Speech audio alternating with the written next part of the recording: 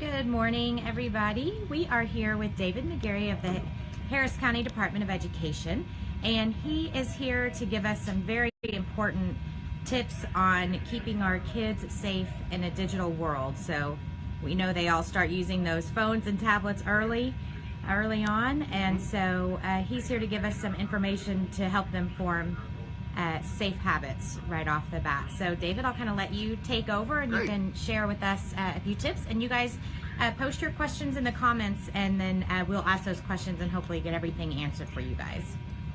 It's kind of interesting over the last several years especially, but within the last decade most importantly, we've started changing the way we talk about digital safety and what it means to be safe in a digital age. For the longest time, I think most parents and guardians preferred sort of an abstinence from technology altogether. Let's just keep our kids out of the online space. But we know now more than ever it's important to be a part of the online space. It's almost a functional tool, like a basic human right to have access to online information and to be able to make sense of that information.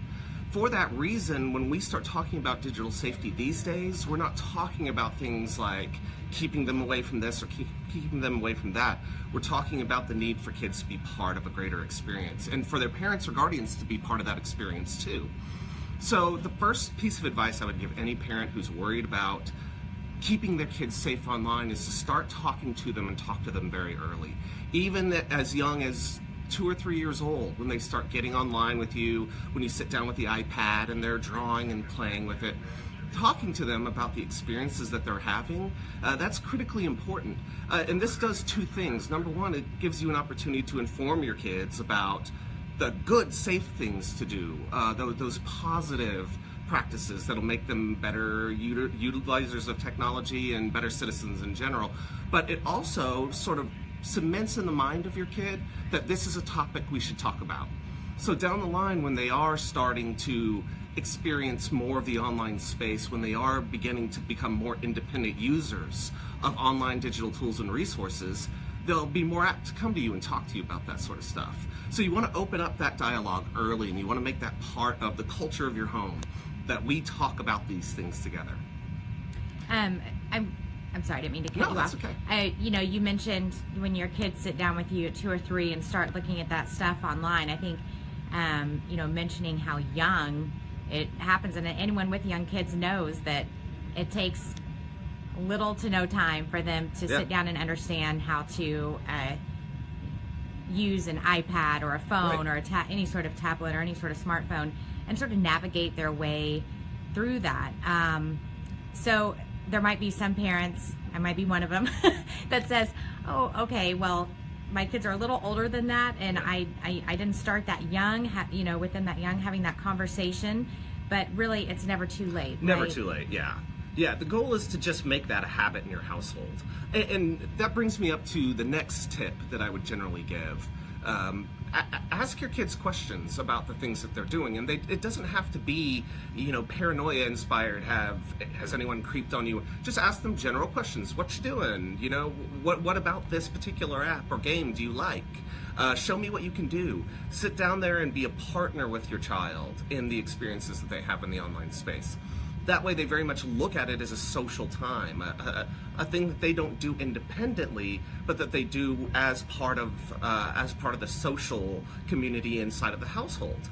One way that you can facilitate that is by taking the family computer or the family iPad or any device that your child uses to go online, put that in a public area in the house and make that the area where they do those things. Even if you're not sitting right beside your kid, it's a wonderful idea to have that out in public so that if you just pass through the room or if you're just walking by, you can take a peek really quickly and see what it is that your kids are doing. This lets you keep an eye on them, and it also provides an opportunity for the kid to share more easily with you the experiences that they're undergoing when they're in the online space. So that can be critically important to their success later on in life.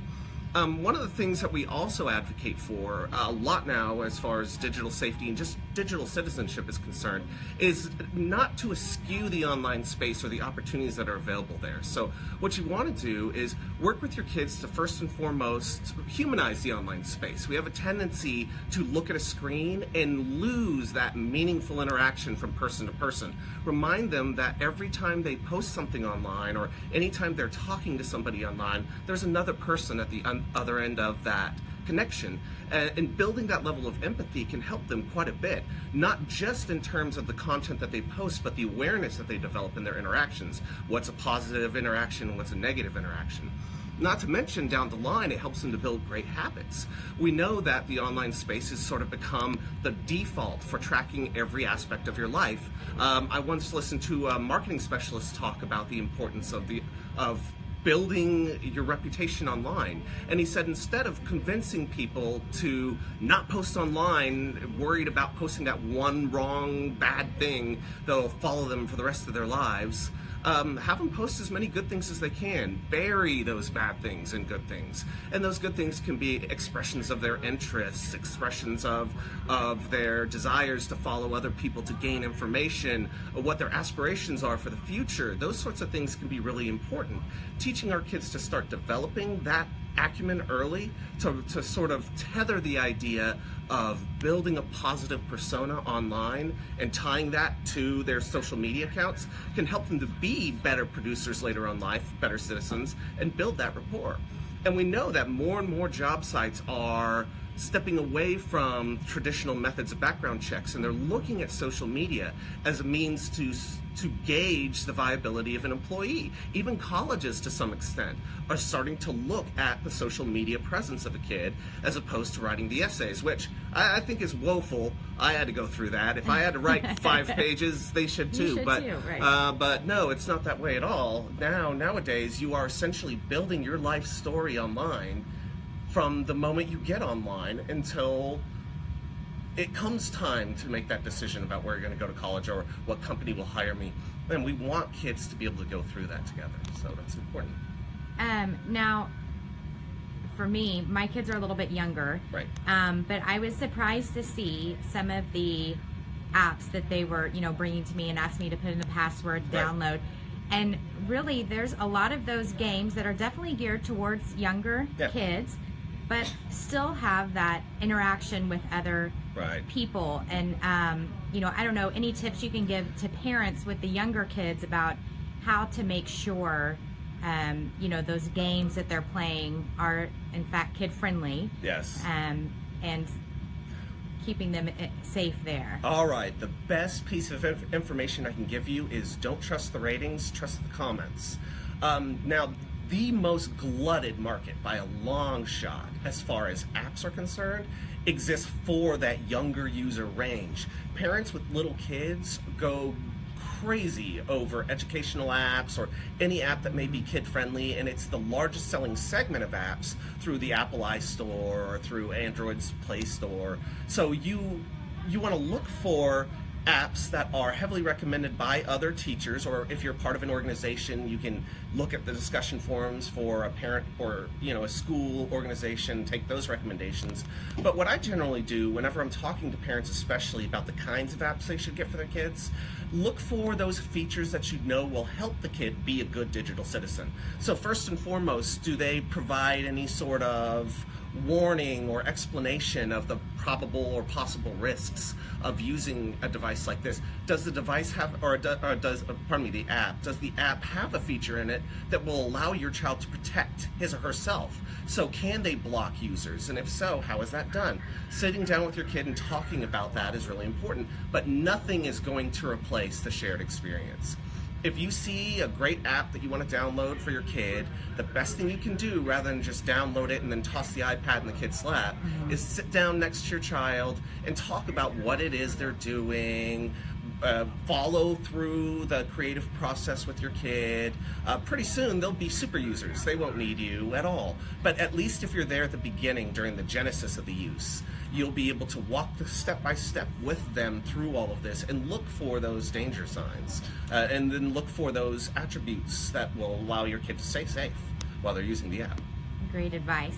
We have a couple questions. Sure. Carol and Andrea are both asking about, healthy online habits for kids. So talking about, the time you allow them to spend on their devices, or that, that hour leading up to bedtime. So can you weigh in on that a little bit? Maybe Sure. give us some guidelines? The research around this is actually pretty interesting. So for the longest time, there was sort of this moratorium on screen time, that you would need only a certain amount of screen time, and even then it should only be used for certain things. So if you're just watching a movie online, the same as watching TV, you want to limit interaction, especially for younger kids, to a half hour to an hour.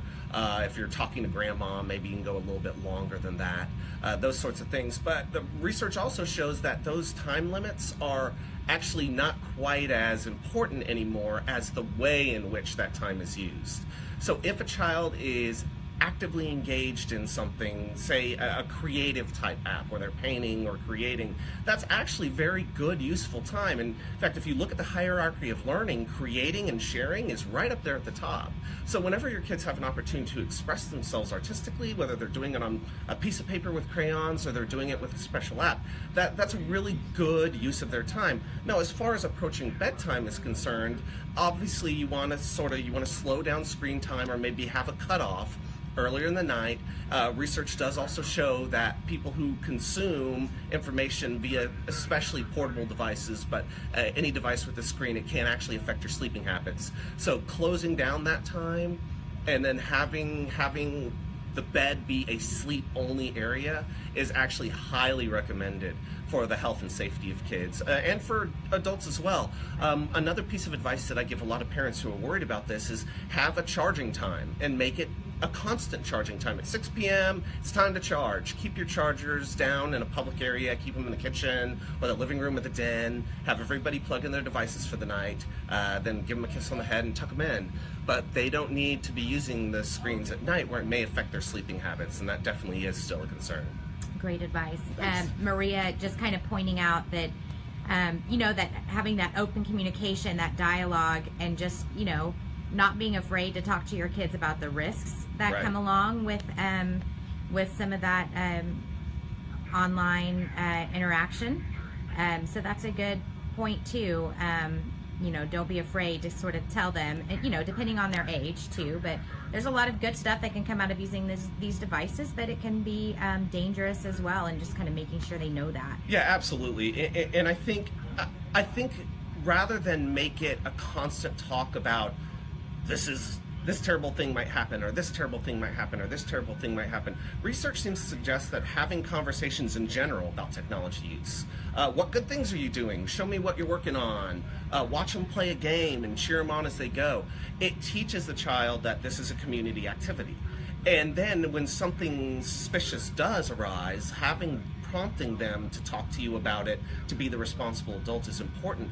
A lot of kids, especially later on in preteen and early teen years, when cyberbullying becomes an issue, and social bullying becomes an issue, a lot of kids surprisingly don't know what the correct intervention is. They don't know who to talk to about this, or whether they should talk to anyone about it. So suggesting that we talk all the time about every aspect of being online is important, because it tells the kid that this is not just a social activity, but you're the right person to talk to if something strange or questionable does happen. All right, good. A couple people just saying thank you so much for this information. It's very helpful. Yeah. So we really appreciate it. Is there we've answered the questions, any last minute advice for parents or kids out there who might be watching and maybe don't want to post that question? I think the one last piece of advice I would give you is this. Keep in mind that the internet is essentially the sum total of all human information. That's a great thing. The terrible part of that, though, is that is the sum total of all human information. We're not just talking about responsible use and safety. We're talking about things like information fluency. How do I find the right information online? What does that look like? And what can I do with it? Being able to be a responsible citizen doesn't just mean that you're kind and gentle online, that you remember that there's another person at the end and that you're conscientious about their feelings. It also means that you understand that this is essentially a series of elements that can be used to build better ideas. that's what this generation coming up needs to do.